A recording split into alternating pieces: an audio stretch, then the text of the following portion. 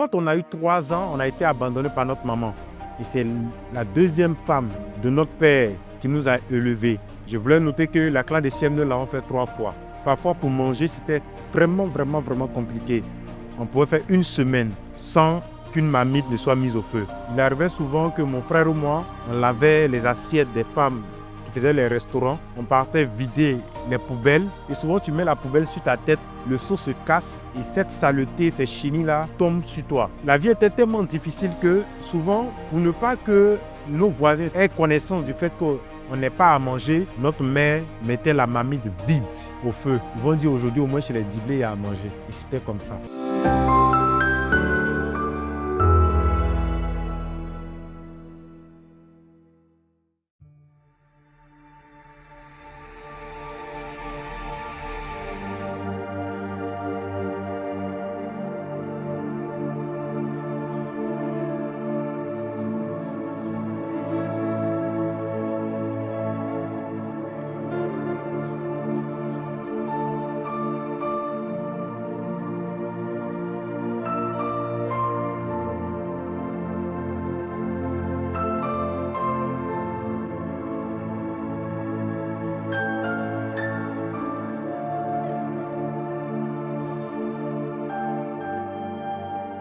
Si je devais faire une comparaison de mon parcours, de ma vie, je dirais que ma vie est comparée aux montagnes russes.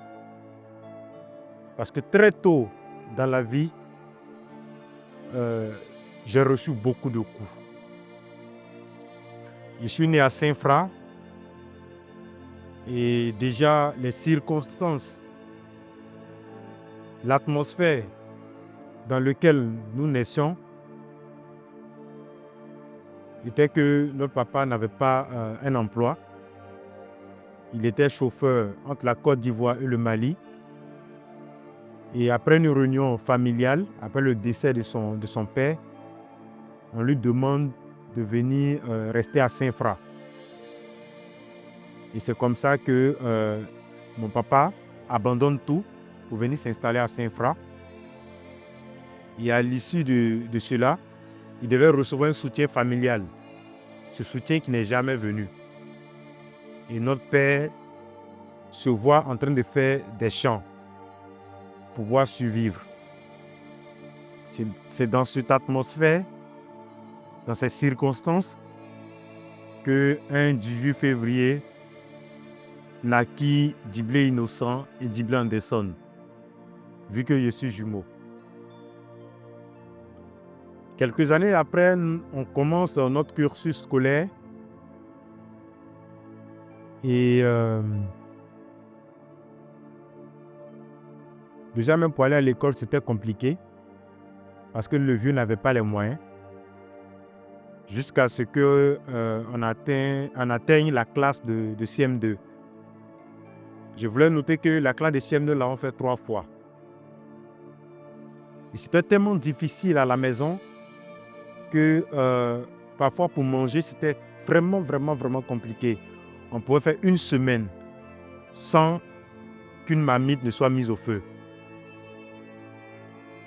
Et ce qui a fait que la classe de CM2 l'ont fait 3 fois. Et dès la 3e année, en tout cas dès la classe de CE1, CE2, CM1, il arrivait souvent que mon frère ou moi, on partait dans des restaurants. On lavait les assiettes des femmes qui faisaient les restaurants pour pouvoir avoir un plat de riz. On partait vider les poubelles pour avoir 50 francs, 100 francs.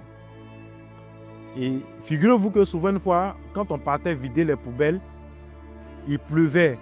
Et souvent tu mets la poubelle sur ta tête, le seau se casse et cette saleté, ces chenilles-là tombent sur toi.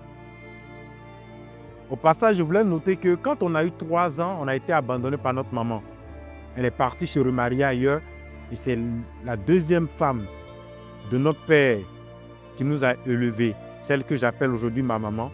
Et la cohabitation était tellement difficile. Et à cause des difficultés de la famille et cette cohabitation difficile, on passait tout notre temps dehors. On était même assimilés à des enfants de la rue. Et c'est comme ça que la troisième année au CM2, on obtient l'entrée en sixième. Et quand on obtient l'entrée en sixième, on est boursier. Et dès la classe de cinquième, on achète un téléphone et on commence à gérer notre cabine. Donc, qu'est-ce qu'on faisait? Le matin, on partait à l'école. On revenait à midi, on partait au marché pour gérer notre cabine. L'après-midi, on retournait à l'école et c'était la routine. Toujours dans les mêmes difficultés. Et la vie était tellement difficile que souvent, pour ne pas que nos voisins aient connaissance du fait qu'on n'ait pas à manger, notre mère mettait la marmite vide au feu. Ils vont dire aujourd'hui, au moins chez les Diblé, il y a à manger. Et c'était comme ça. Lorsqu'on arrive en première, notre père tombe malade. On l'envoie à Abidjan pour le faire soigner. On était avec maman et c'était en fin d'année de la classe de première, c'était entre 2009 et 2010. Et à partir de 2010, le vieux se retrouve à Abidjan pour se faire soigner. On reste à Saint-Frère avec notre maman. C'était l'année la plus compliquée, la plus difficile. Pour des élèves qui vont à l'école, qui arrivent à la maison à midi, qui n'ont pas à manger, qui vont soit aller gérer cabine, espérer avoir 100 francs, 150 pour payer quelque chose à manger. Nous sommes les aînés de la famille, il fallait s'occuper aussi des petits frères. D'autres enfants dans ces circonstances auraient peut-être abandonné. Mais nous, on s'est dit qu'on n'avait pas le droit de baisser les bras. Parce que déjà en classe de troisième, notre papa nous avait dit que nous sommes son espoir. Et que si nous échouons, c'est comme s'il a échoué sa vie aussi. Et qu'il ne fallait pas qu'on abandonne. Et donc cette parole a été restée gravée dans notre mémoire. Je me rappelle encore, notre maman qui était partie prendre un crédit de Placali 200 francs avec graine 100 francs. Et la dame à qui elle devait de l'argent, 2 semaines après, est passée à la maison et l'a copieusement humiliée, insultée devant nous. Imaginez des enfants. Pour Placali 200, on insulte sa maman devant lui. Comment cet enfant-là peut se sentir? Ce sont ces circonstances, ces événements-là qui nous avaient révoltés et on s'était dit il fallait que nous réussissions notre vie. Pendant l'examen du bac, on a fait pratiquement 2 semaines pendant l'examen où mon frère et moi, on était couchés dans notre chambre de prépa bac et on avait une seule chanson qu'on écoutait, la chanson d'Excel, qui disait « Tu es un orphelin, tu es dans le besoin, crie à Jéhovah, il changera ta vie. » Et c'est cette chanson-là qu'on écoutait en boucle jusqu'à ce qu'on aille composer, qu'on finisse notre examen. Et lorsqu'on a fini l'examen, on gérait toujours notre cabine pour soutenir notre maman, pour soutenir nos frères, nos sœurs. Et quand il est arrivé qu'on devait avoir les résultats du bac,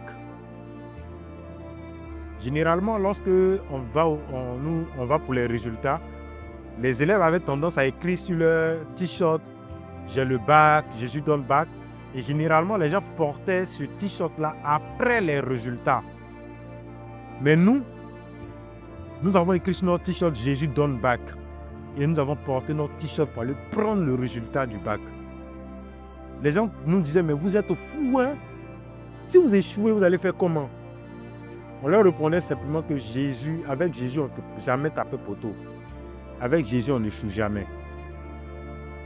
Et je vous assure que lorsqu'on est parti prendre le résultat du bac, moi j'avais le numéro de table 416, mon frère avait le numéro de table 417 et on nous a appelés, on avait réussi notre examen du baccalauréat. C'était inimaginable, c'était fou. Et c'était l'œuvre de Jésus-Christ de Nazareth. Après le bac, on arrive à Abidjan, on pensait que la vie allait être facile et que les difficultés étaient derrière nous. Mais à Abidjan, souvent une fois, on marchait des 2 plateaux jusqu'à Riviera 3 pour moi et Benjerville, mon frère. Souvent même sous la pluie. Mais on n'a jamais baissé les bras. On se disait qu'on pouvait réussir. Jésus-Christ pouvait nous faire réussir. On avait un rêve. On croyait en ce que le Seigneur avait mis en nous. On croyait en notre potentiel.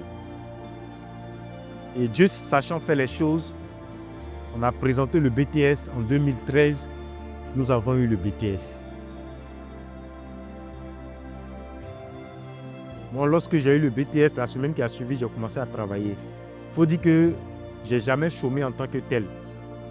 Parce que lorsque j'ai quitté un emploi, le Seigneur ouvrait une autre porte. Je veux dire quelque chose à quelqu'un ce soir, ce matin. On peut partir de rien et réussir sa vie. Une fois, il y a un jeune qui m'a écrit sur Facebook et qui a dit « Coach Diblé innocent, tu es un modèle pour moi, tu es mon idole. » Lorsque j'ai vu ces écrits-là, j'ai coulé des larmes. Comment un enfant qui a connu la faim, qui a connu la souffrance, qui a connu des difficultés, qui a été marginalisé, qui a été rejeté, peut être aujourd'hui un modèle pour des personnes. Tout réside dans la persévérance. Tout réside dans le rêve. Je pourrais le dire, j'ai fait un rêve et mon rêve était d'être une source de bénédiction pour une multitude. Susciter une génération de plus que vaincus en Jésus. Aider les gens à développer cette mentalité de plus que vainqueur. C'est cette mentalité-là que j'ai essayé de développer autour de moi. Déjà avec le groupe VDLD et aujourd'hui avec l'ONG Action pour la Renaissance intérieure.